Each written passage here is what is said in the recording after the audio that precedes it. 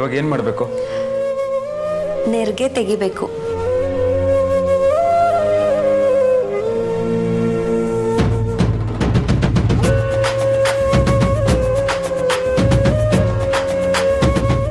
ನೀವು ಎಲ್ಲೋ ನೋಡ್ಕೊಂಡು ನೆರಿಗೆ ತೆಗಿಯೋದಿಕ್ಕಾಗಲ್ಲ.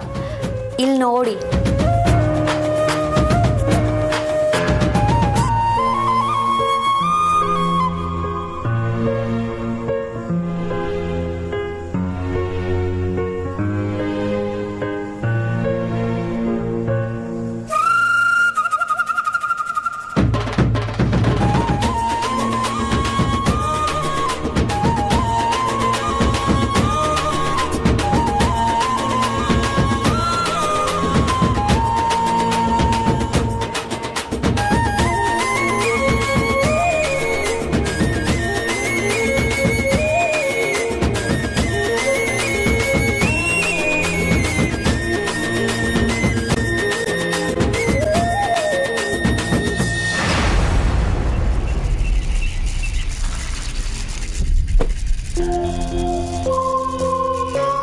ಅದಕ್ಕೆ ಮತ್ತೆ ಇಲ್ಲಿಗೆ ಯಾಕೆ ಬಂದ್ರೆ?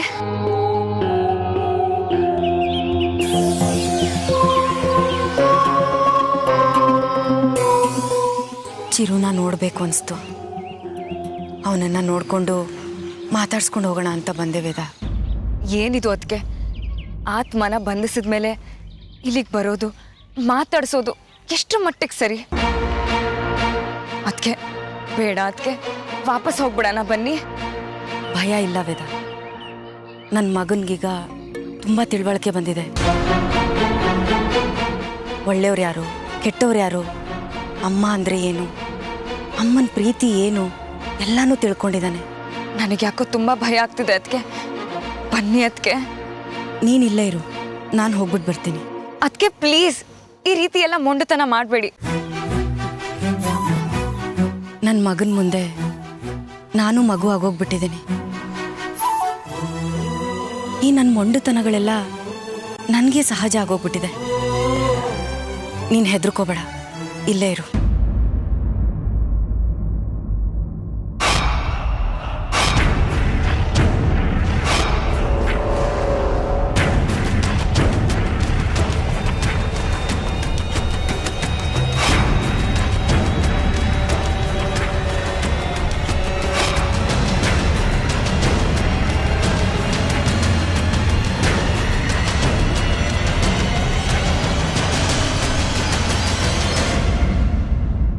ಏನ್ ಹೇಳಿದ್ರಿ?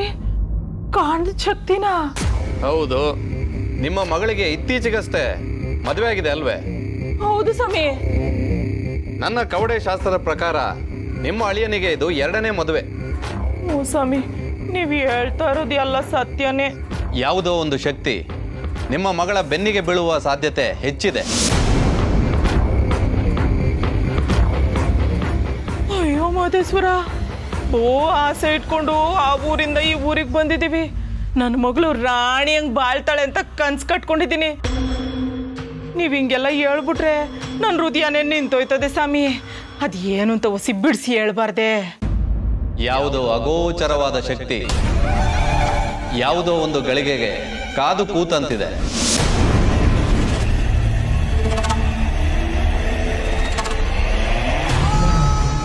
ಒಂದು ದೊಡ್ಡ ಮರ,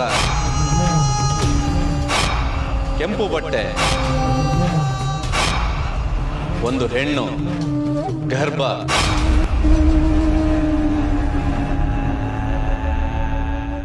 ಇಷ್ಟು ಮಾತ್ರ ನನ್ನ ದಿವ್ಯ ದೃಷ್ಟಿಗೆ ಕಾಣುತ್ತಿದೆ ತಾಯಿ. ಅದರಿಂದ ಉಪಯೋಗವೋ ಅಪಾಯವೋ, ಬಲಿಯೋ ಪ್ರಾಣದಾನವೋ ಒಂದೂ ತಿಳಿಯಲಿಲ್ಲ ತಾಯಿ. ಕಾಲ ಬರುವವರೆಗೂ ಕಾಯಬೇಕಾಗಿದೆ. ಅಲ್ಲಿಯವರೆಗೂ ನನ್ನ ಕವಡೆಗಳಿಗೂ ತಿಳಿಯುವುದಿಲ್ಲ ತಾಯಿ. ಅಯ್ಯಯ್ಯೋ, ಏನ್ ಮಾಡ್ಲಿ ನಾನೀಗ? ಅದೇನಾರ ಕೆಟ್ಟ ಶಕ್ತಿ ಆಗಿತ್ತು ನನ್ನ ಮಗಳನ್ನ ನುಂಗಾಕ್ಬಿಟ್ರೆ ನಾನು ಏನ್ ಮಾಡ್ಲಪ್ಪ? ನಾನೀಗ ನಿಂತಿರೋದು ಕತ್ತಿ ಮ್ಯಾಗ, ಹಗ್ಗದ ಮ್ಯಾಗ ಗೊತ್ತಾಯ್ತಾ ಇಲ್ವಲ್ಲ ಮಾದೇಶ್ವರ? ಅಯ್ಯೋ, ಅದು ಹಾಳಾಗಿ ಹೋಗ್ಲಿ ಸ್ವಾಮಿ. ನಂದು ಇನ್ನೊಂದು ಪ್ರಶ್ನೆ ಐತೆ, ಉತ್ತರ ಕೊಡ್ತೀರಾ? ಏನದು? ಸ್ವಾಮಿ, ನನ್ನ ಮಗಳು ಮದುವೆ ಆಗಿರೋ ಗಂಡಿಗೆ ಮೊದಲೇ ಮದುವೆ ಆಗಿತ್ತು. ಆ ಅಮ್ಮಗೆ ಏನೋ ಕಾಯಿಲೆ ಅಂತೆ. ಶಾನೆ ದಿವಸ ಬದುಕಕ್ಕಿಲ್ಲ ಅಂತ ನನ್ನ ಮಗಳನ್ನ 2ನೇ ಮದುವೆ ಮಾಡಿಸಿದ್ಲು. ಅವಳು ಯಾವಾಗ ಸಾಯ್ತಾಳೆ? ಸಾಧ್ಯವಿಲ್ಲ ತಾಯಿ. ಸಾವುಗಳ ಸೂಚನೆ ನಮ್ಮಿಂದ ಹೇಳಲಾಗುವುದಿಲ್ಲ. ದಯವಿಟ್ಟು ಕ್ಷಮಿಸಿ. ಸ್ವಾಮಿ ದಯವಿಟ್ಟು ಹೇಳಿ ಸ್ವಾಮಿ, ಇದು ನನ್ನ ಮಗಳ ಜೀವನದ ಪ್ರಶ್ನೆ. ಏನು ಅರಿದೇ ಇರೋ ಕೂಸನ್ನ ದೊಡ್ಡ ಮನೆಗೆ ಸೇರ್ಸಿದೀನಿ ಅಂತ ಖುಷಿಯಾಗಿದ್ದೆ, ಆದ್ರೆ ಅದ್ರ ಹಿಂದೆ ಇಷ್ಟೊಂದು ನಿಗೂಢ ಐತೆ ಅಂತ ಗೊತ್ತಿರ್ಲಿಲ್ಲ. ದಯವಿಟ್ಟು ಹೇಳಿ ಸ್ವಾಮಿ, ಇಲ್ಲ ಅನ್ಬೇಡಿ. ಹೇಳಿ 2 ಜೀವ ಉಳಿಸಿ ನನ್ನ ಮಗಳನ್ನ ಕಾಪಾಡಿ, ಅವಳ ಜೀವನ ಕಾಪಾಡಿ ಸ್ವಾಮಿ.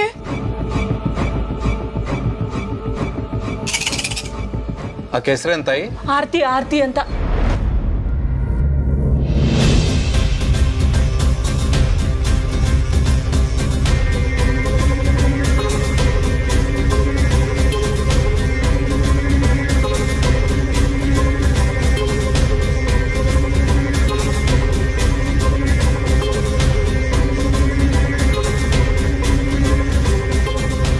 ಸಾವಿನ ಸೂಚನೆ ಏನೋ ಕಾಣಿಸ್ತಾ ಇಲ್ಲ ತಾಯಿ.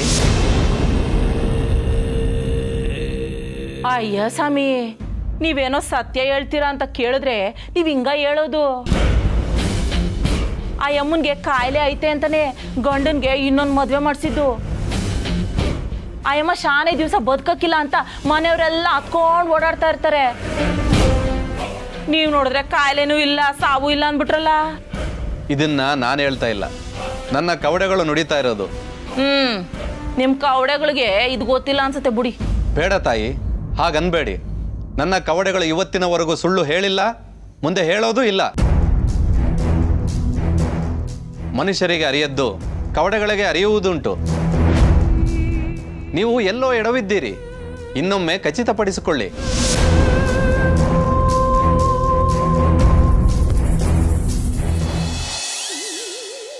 ಏನ್ರಿ ಇದು?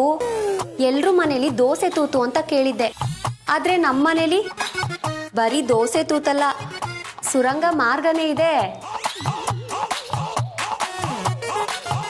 ಸಾಕು ನಕ್ಕಿದ್ದು. ಏನೋ ನನಗೆ ಬಂದಂಗೆ ಮಾಡಿದ್ದೀನಪ್ಪ. ನೀನು ದೋಸೆ ಮಾಡಿದ್ದು ನೋಡಿದ್ನಲ್ಲ, ಮೈಗೆಲ್ಲ ಹಿಟ್ಟು ಸುರ್ಕೊಂಡು ಹೋಗಿದ್ದು. ಬೇಡ ನೋಡು, ನನಗೆ ಕೋಪ ಬರಿಸ್ಬೇಡ, ಸುಮ್ಮನಿದ್ರೆ ಸರಿ. ಇವಾಗ ಸರಿ ಟೇಸ್ಟ್ ನೋಡ್ಬೋದಾ? ಧಾರಾಳವಾಗಿ.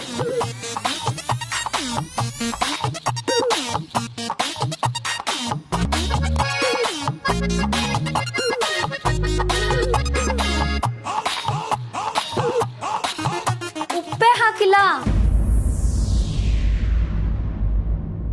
ನಿಮ್ಮನ್ನ ನೀವು ಬ್ರಹ್ಮಚಾರಿ ಅನ್ಕೊಂಡ್ರಾ ಉಪ್ಪು ಹುಳಿ ಖಾರ ಎಲ್ಲ ಬಿಡೋದಕ್ಕೆ? ಉಪ್ಪು ಹಾಕಿಲ್ಲ ಅಷ್ಟೇ ತಾನೇ. ನೀವು ಹೆಣ್ಮಕ್ಳು ಎಲ್ಲ ಹದವಾಗಿ ಹಾಕಿ ಮಾಡಿರೋದನ್ನ ನಾನು ನೋಡಿದ್ದೀನಿ. ಏನೋ ಮಿಸ್ ಆಗಿ ಮರ್ತಿದ್ದೀನಿ ಅಷ್ಟೇ. ಸರಿ ಪರವಾಗಿಲ್ಲ, ಮಾಡ್ತೀನಿ ಬಿಡಿ. ಏನು ಬೇಕಾಗಿಲ್ಲ, ನಾನು ತಪ್ಪು ಮಾಡಿದ್ದೀನಿ, ನಾನೇ ಸರಿ ಮಾಡ್ತೀನಿ. ಈ ಕಡೆ ಬಾ. ಅಲ್ಲ, ನಾನು ಈ ಕಡೆ ಬಾ ಅಂದೆ.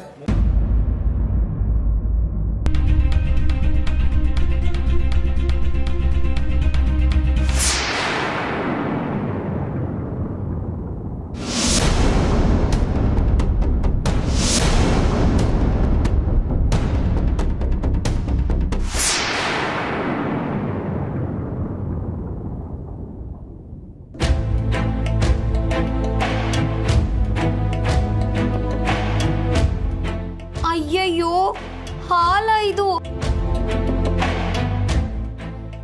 ಛೇ,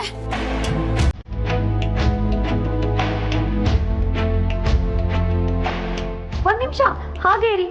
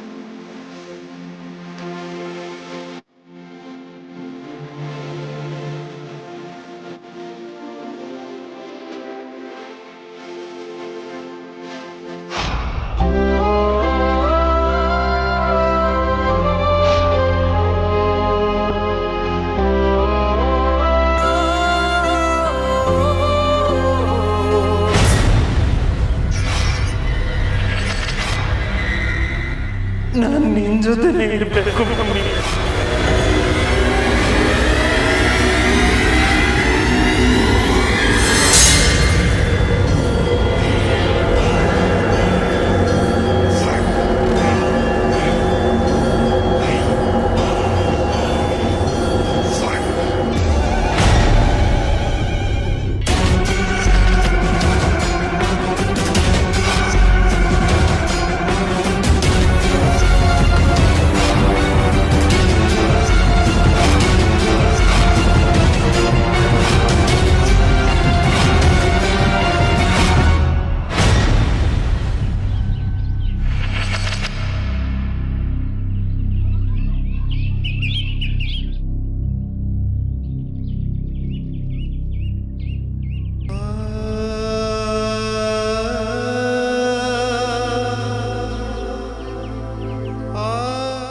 ಆರ್ತಿಗೊಬ್ಬ ಮಗಳು, ಕೀರ್ತಿಗೊಬ್ಬ ಮಗ ಇರಬೇಕು ಅಂತ ಹೇಳ್ತಾರೆ. ನೀನು ನಮ್ಮ ಕೀರ್ತಿ ತರ್ತೀಯ ಅನ್ನೋದಕ್ಕಿಂತ ನಮ್ಮ ವಂಶ ಬೆಳಗ್ತೀಯ ಅನ್ನೋ ಆಸೆ ಇತ್ತು. ತಂದೆ ತಾಯಿಗೆ ಕೀರ್ತಿ ತರದೆ ಹೋದ್ರೂ ಪರವಾಗಿಲ್ಲ, ನಮ್ಮ ಕಣ್ಮುಂದೆ ಓಡಾಡ್ಕೊಂಡಿರ್ತೀಯ ಅಂದ್ಕೊಂಡೆ. ನಮಗೆ ಸಂತೋಷದ ಕಣಜ ಆಗ್ತೀಯ ಅಂದ್ಕೊಂಡಿದ್ದೆ. ನಿನ್ನ ಅಕ್ಕನಿಗೆ ಒಳ್ಳೆ ಸ್ನೇಹಿತ ಆಗ್ತೀಯ ಅಂದ್ಕೊಂಡೆ. ಆ ಆಸೆಯಿಂದನೇ ನಿನ್ನನ್ನು ಹೆತ್ತಿದ್ದು. ಆಗ್ಲೇ ಈ ಒಡಲು ಸಾರ್ಥಕತೆಯಿಂದ ತುಂಬಿತ್ತು. ಆಡ್ಕೊಂಡಿದ್ದ ಕಂದನ್ನ ಅವನ ಆಟ ಕೆಡಿಸಿ ಆ ದೇವರು ನಿನ್ನನ್ನು ಕರ್ಕೊಂಡ್ಬಿಟ್ಟ. ಯಾವಾಗಲೂ ಒಳ್ಳೆಯದನ್ನೇ ಮಾಡೋ ಆ ದೇವರು ಕೆಲವೊಮ್ಮೆ ಯಾಕೆ ಅಷ್ಟೊಂದು ಕ್ರೂರಿ ಆಗೋಗ್ತಾನೆ? ಆಡ್ಕೊಂಡಿದ್ದ ಕಂದನ್ನ ಆಟ ಕೆಡಿಸಿ ಆ ದೇವರು ನಿನ್ನನ್ನು ಕರ್ಕೊಂಡ್ಬಿಟ್ಟ. ಯಾವಾಗಲೂ ಒಳ್ಳೆಯದನ್ನೇ ಮಾಡೋ ಆ ದೇವರು ಕೆಲವೊಮ್ಮೆ ಯಾಕೆ ಅಷ್ಟೊಂದು ಕ್ರೂರಿ ಆಗೋಗ್ತಾನೆ? ಮತ್ತೆ ಕರುಣೆ ತೋರಿಸಿ ಈ ತಾಯಿ ಚಡ್ಪಡಿಸೋ ರೀತಿ ಮಾಡ್ತಾನೆ.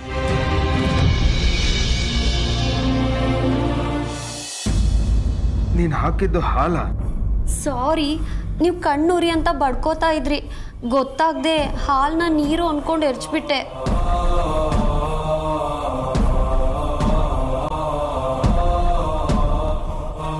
ಯಾವ ಜನ್ಮದಲ್ಲಿ ಏನು ಪುಣ್ಯ ಮಾಡಿದ್ನೋ ಈ ಜನ್ಮದಲ್ಲಿ ನನ್ನ ಗಂಡನಾಗಿ ಸಿಕ್ಕಿದ್ದೀರಾ. ನಿಮ್ಗೇನು ಆಗೋದಕ್ಕೆ ಬಿಡೋದಿಲ್ಲ ನಾನು. ಯಾಕೆ ಮುಖ ತಿರುಗಿಸ್ಕೊಂಡು ನಿಂತಿದ್ದೀರಾ? ನನ್ನ ನೋಡೋದಕ್ಕೆ ಇಷ್ಟ ಇಲ್ವಾ? ನನಗೊಂದು ವಿಷಯ ಹೇಳ. ಹೇಳಿ. ಬೇಜಾರಾಗಬಾರ್ದು. ಇಲ್ಲ, ನನಗೆ ಆರ್ತಿನ ಮರೆಯೋಕ್ಕಾಗ್ತಾ ಇಲ್ಲ.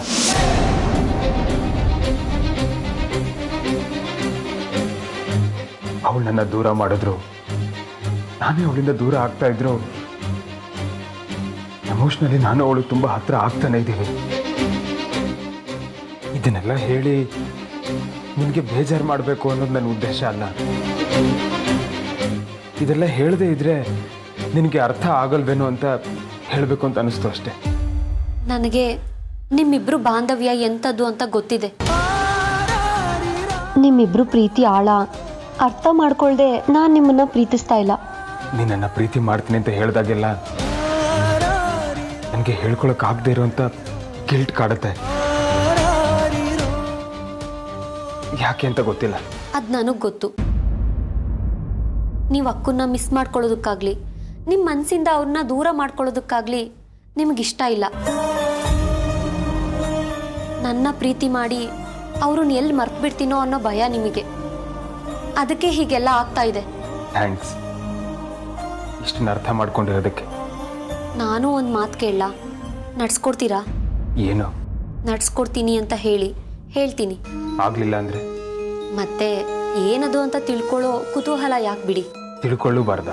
ನಡ್ಸ್ಕೊಡ್ದೆ ತಿಳ್ಕೊಬಾರ್ದು ಅನ್ನೋದು ನನ್ನ ಭಾವನೆ. ಪ್ರಯತ್ನ ಮಾಡ್ತೀನಿ, ಹೇಳು. ನನ್ನ ಮುಖ ನೋಡೋಕ್ಕೆ ಇಷ್ಟ ಇಲ್ಲದೆ ಎಲ್ಲೋ ನೋಡ್ಕೊಂಡು ಮಾತಾಡೋರ್ಗೆ ನನ್ನ ಇಷ್ಟ ಕಷ್ಟಗಳ ಅರ್ಥ ಆಗುತ್ತಾ?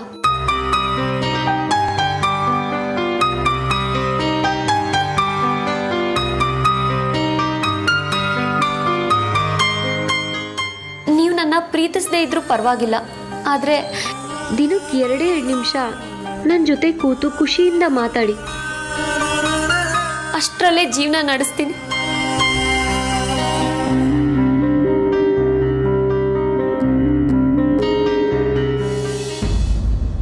ಈ ಖಾಲಿ ಕೈಗಳಿಗೆ ನಿನ್ನ ಮುದ್ದಾಡೋ ಕೆಲಸ ಬೇಕಾಗಿದೆ. ನಿನಗೆ ಲಾಲಿ ಆಡೋ ಅದೃಷ್ಟ ಬೇಕಾಗಿದೆ. ಈ ನನ್ನ ತೋಳ್ಗಳಿಗೆ ನಿನ್ನ ಅಪ್ಪಿ ಮುದ್ದಾಡೋ ಭಾಗ್ಯ ಬೇಕಾಗಿದೆ.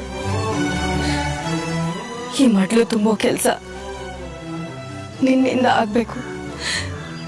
ನಿನ್ ಪುಟ್ಟ ಪುಟ್ಟ ಹೆಜ್ಜೆಗಳಿಗೆ ಇಡೀ ಮನೇನೆ ಕಾಯ್ತಾ ಇದೆ.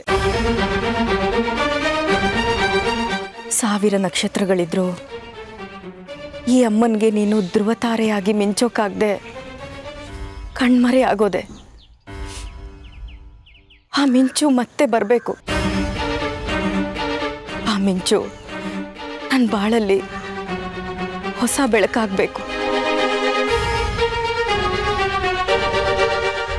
ಭೂಮಿಗೆ ಬೀಳೋ ಪ್ರತಿ ಸ್ವಾತಿ ಹನಿಯು ಮುತ್ತಾಗಬೇಕು.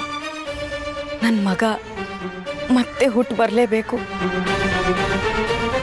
ಪ್ರತಿ ಸ್ವಾತಿ ಹನಿಯು ಮುತ್ತಾಗಬೇಕು. ನನ್ನ ಮಗ ಮತ್ತೆ ಹುಟ್ಟು ಬರಲೇಬೇಕು. ಕತ್ಲಲ್ಲಿ ಬರೋ ಚಂದ್ರ ಸತ್ತು ಮತ್ತೆ ಹುಟ್ಟಲ್ವಾ? ನೀನು ನನ್ನ ಬಾಳಿನ ಚಂದ್ರ. ಚಂದ್ರನ್ಗೊಂದು ನ್ಯಾಯ, ನಿನ್ಗೊಂದು ನ್ಯಾಯನಾ? ಚಂದ್ರನ ಥರ ಮತ್ತೆ ಬೆಳಕು ಕೊಡುವಂತೆ, ಸೂರ್ಯನ ಥರ ಮತ್ತೆ ಬೆಳಕಿಗೆ ದಾರಿಯಾಗುವಂತೆ ಮತ್ತೆ ನೀನು ಹುಟ್ಟು ಬರಬೇಕು. ನೀನು ನನ್ನ ಬಾಳಲ್ಲಿ ಬೆಳಕಿನ ಮೂಟೆ ಹೊತ್ತು ತರಬೇಕು.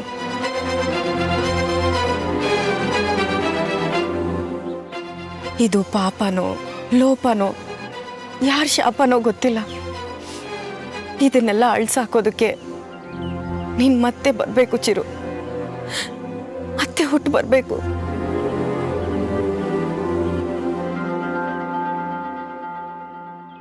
ನಿನಗೋಸ್ಕರ ಮನೆಯಲ್ಲಿ ಖಾಲಿ ತೊಟ್ಲು ಕಟ್ಕೊಂಡು ಕಾಯ್ತಾ ಇರ್ತೀನಿ.